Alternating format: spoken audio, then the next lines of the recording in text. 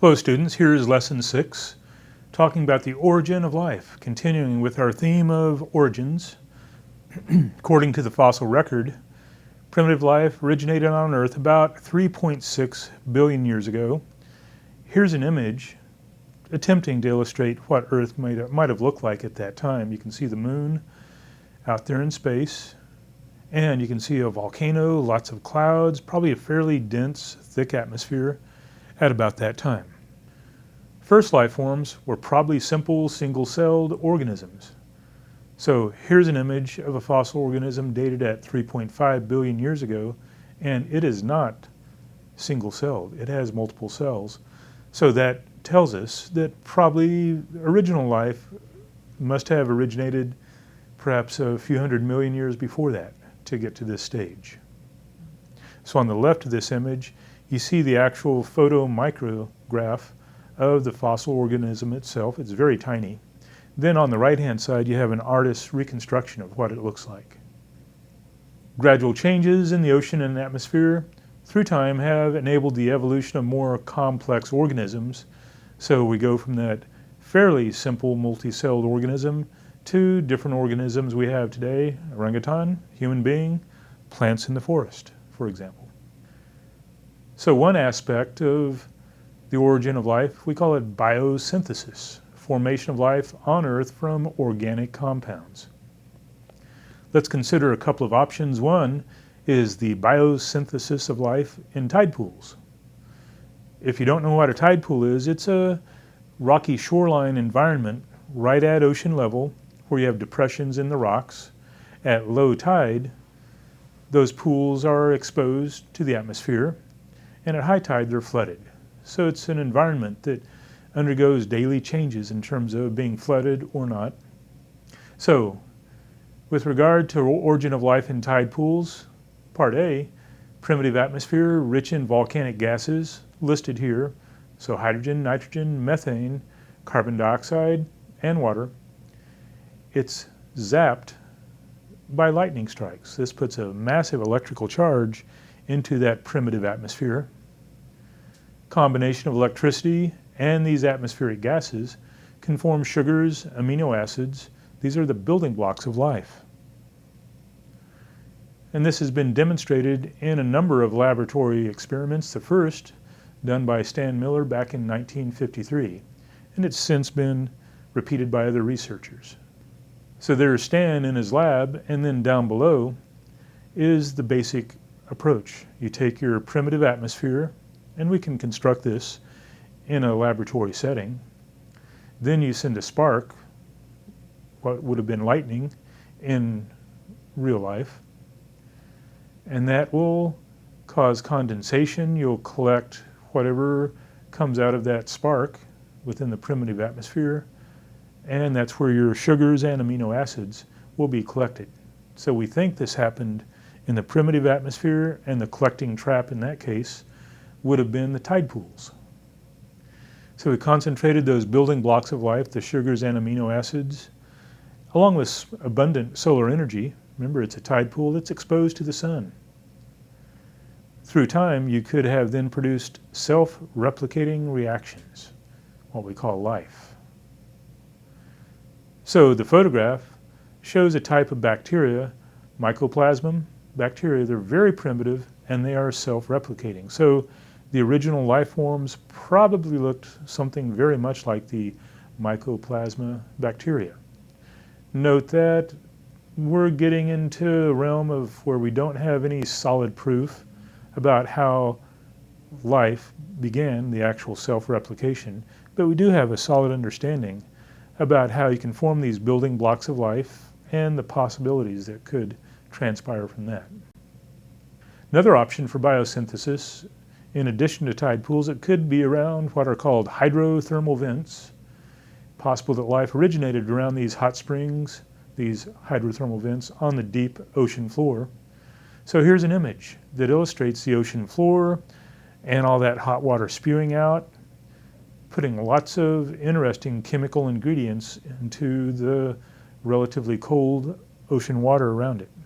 Here's a view of one of these vents. This is taken from the Mid-Atlantic Ridge.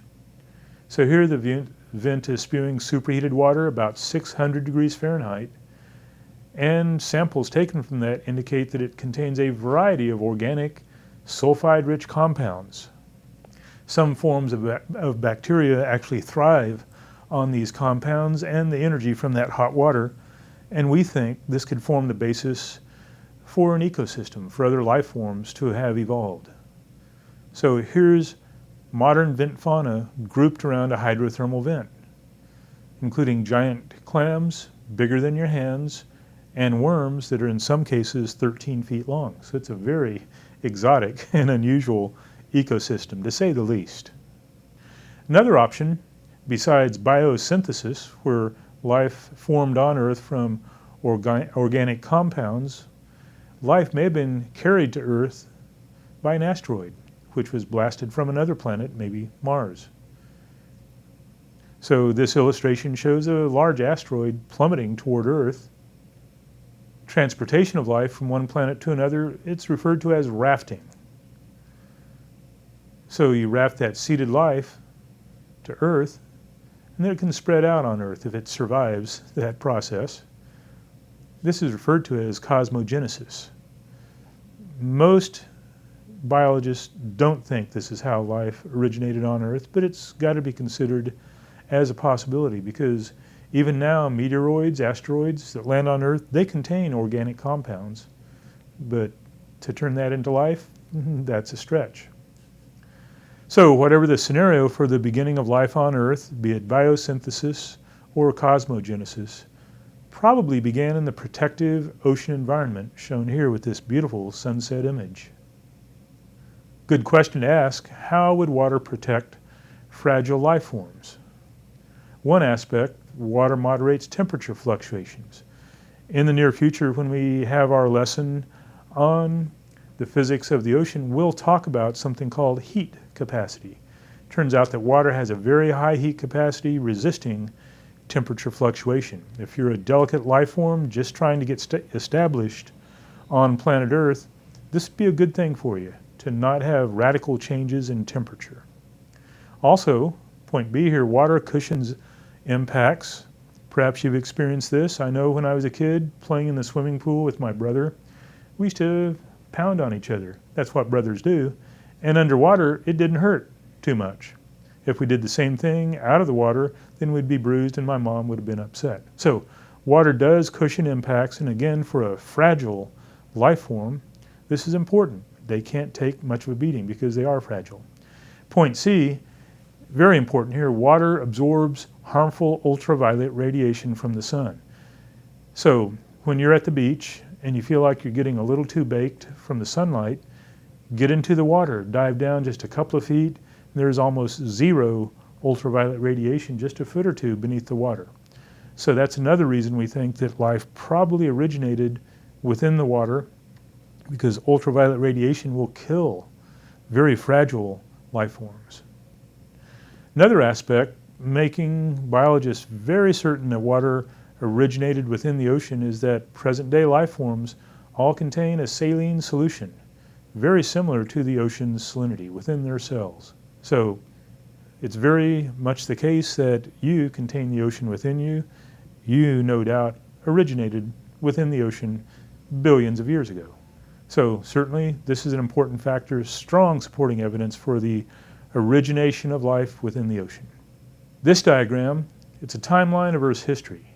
It gives us the big picture of how Earth has originated, going way back to the Big Bang, some 13 billion years ago. I'll go to the next slide that illustrates this in a little more detail so you can see it with ease. So that left-hand column, that's in billions of years. 13 billion years ago, the Big Bang, during which all energy and matter were all condensed into a single ball. Something caused it to explode and send matter out throughout the universe, as well as energy. Through time, over billions of years, that matter has cooled, condensing into the galaxies and into the solar systems and the planets that we now have today. And you can see some of the other major steps. 5.5 billion years ago, solar nebula began to form, then Earth formed about 4.6 billion years ago, and then right down to the present today at 0 billion years ago. So the next column, just to the right of the first, that's an enlarged version looking at Earth. So ocean forms about 4.2 billion years ago. You can see the age of the oldest dated rocks, 3.8 billion years ago. This diagram is probably a decade old. We have now found older rocks than that in Greenland, dated at about 4.0 billion years in age. First evidence of life, still at about 3.6 billion years ago. 2 billion years ago, something very important called the Oxygen Revolution. You've probably heard of the Russian Revolution, the American Revolution, things like that. This one's even more important, folks, and the reason is, before the Oxygen Revolution, there was not enough free oxygen on the planet for higher level organisms to develop. The reason for that is that all of the photosynthesis by primitive plants and bacteria from 3.6 billion years ago till about 2 billion years ago, all that free oxygen released during photosynthesis was incorporated into oxygen-rich minerals. It's a process called oxidation. So they absorbed all that free oxygen. By 2 billion years ago, all of the minerals exposed at Earth's surface, both on land and in the ocean, had absorbed all the oxygen they could. And at that point, some 2 billion years ago, the oxygen released by bacteria and primitive plants was then becoming concentrated in the atmosphere and available to higher level life forms, at least for them to evolve. So the oxygen revolution is critical. You would not be here if not for that oxygen revolution. And at 0.8 billion years ago, ocean and atmosphere reached somewhat of a steady state similar to what we have today. And then looking at the last 800 million years, the middle column, first animals show up because of the oxygen revolution. Thank you very much. Fish appear in the ocean according to the fossil record about 510 million years ago. The supercontinent called Pangaea started to break apart about 210 million years ago. We'll talk about that in detail in a future lesson. Dinosaurs became extinct about 66 million years ago, and then that brings us to today. And looking at the last 66 million years into the dinosaurs, first marine mammals about 50 million years ago, and look at this, folks, 3 million years ago, hominids, human-like organisms appeared, according to the fossil record. So we're fairly recent. And in terms of our species, Homo sapiens, we've only been around for about 500,000 years. We're very new to the planet. So that takes us, that's a timeline going from the Big Bang, 13 billion years ago, right up to today. And then if you're interested, the last column on the right projects into the future. The sun's output will diminish around 3.5 billion years in the future. Then the sun will swell up as it becomes a red giant, and it's going to vaporize Earth as well as the other inner planets, including Mercury, Venus, and Mars. So that's looking into the future. So this timeline, you should have a grasp for it, especially the oxygen revolution. You'll be asked about that on our first quiz. That's all for this lesson. Have a good one.